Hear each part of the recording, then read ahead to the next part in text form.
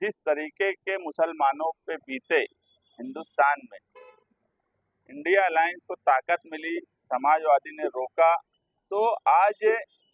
कहीं ना कहीं मुसलमान इस इंडिया अलायंस और समाजवादी से मुतमईन है पूरे हिंदुस्तान में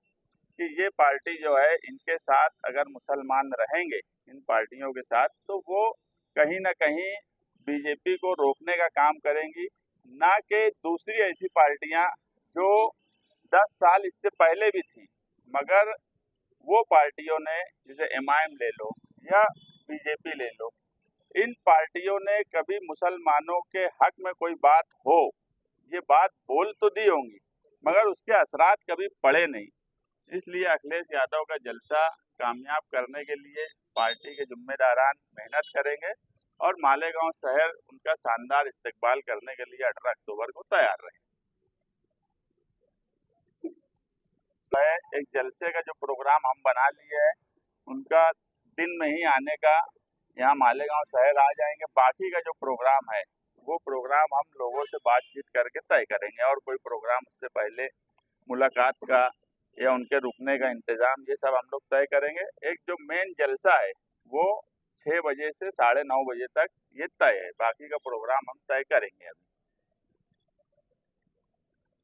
किसी पार्टी में रहने वाले सेकुलर लोग अगर कोई पार्टी में है,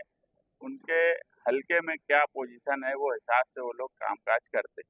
अगर ये एक वीडियो आ रहा है तो आप अगर देखेंगे तो इकरा हसन के एहतजाज और इकरा हसन के बोलने पर ही वो साधु को अरेस्ट किया गया, ये भी बात बिल्कुल बराबर है कि सबसे पहले अगर ऑब्जेक्शन किसी ने यूपी में लिया तो इकरा हसन ने लिया। तो सियासी तौर पे उनको कामकाज करने के लिए कुछ चीजें अगर करना पड़ती है तो वो ठीक है, वो उनके हिसाब से। वो कॉन्स्टिट्यूएंसी में मेरे ख्याल से 20-22% अकलियत होगी, बाकी सब जो है मेजॉरिटी थी, और मेजॉरिटी ने अपना दिल बड़ा करके समाजवादी पार्टी से मुस्लिम नुमाइंदे को चुनकर, तो ये है कि भाई नुमाइंदे के कोई मजहब नहीं होता, नुमाइंदा सेकुलर होता है। वो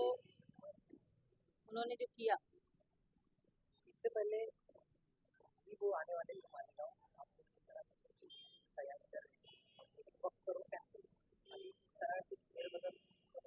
नहीं, अभी देखो 1.5 महीना पहले उनकी 18 अक्टूबर तारीख मिल गई थी, मगर हम लोग यही बात बोले थे कि पिछली बार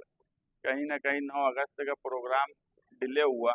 और उसकी कुछ वजूहत थी, लेकिन इस मर्तबा नहीं होना चाहिए। तो हम कल धुलिया भी गए थे अबू आसिम आजमी साहब को यही बोलने के पूरा फाइनल शेड्यूल मिल जाएगा तो ही हम अक्टूबर को अखिलेश यादव और इकरा हसन का मालेगांव दौरा, ये पहले से ही डिक्लेयर था मगर पूरा शेड्यूल नहीं मिला था। आज जो है उनका शेड्यूल मिल गया है। 18 अक्टूबर को अखिलेश यादव और इकरा हसन आ रहे हैं। शाम में 6 बजे से 9:30 बजे तक अजीज कल्लू स्टेडियम में एक जलसा होगा और उससे पहले भी कुछ प्रोग्राम बनाए जाएंगे। हम ये बात मानते हैं कि इंडिया अलायंस में समाजवादी पार्टी वाहिद पार्टी रही जिसने मोदी का रथ रोकने का काम यूपी में किया, और यही वजह है कि आज आप अगर देखेंगे तो बीजेपी, मोदी, अमित शाह, इनकी बॉडी लैंग्वेज बदल चुकी है। 10 साल में इन्होंने जो हिटलर शाही की, वो इस मर्तबा सरकार तो जरूर बनाए, मगर कमजोर सरकार होने की वजह से कहीं ना कहीं उनको बिल पास करने में भी तकलीफ हो रही है, और जिस तरीके से वो धांधली कर लिया करते थे वैसी धांधली फिलहाल नहीं नजर आती। और इस काम को अगर किसी ने रोका है तो अखिलेश यादव और समाजवादी पार्टी ने रोका है। इसलिए हम चाहते हैं कि वो मालेगांव शहर में पहली बार आ रहे हैं। महाराष्ट्र के दौरे पर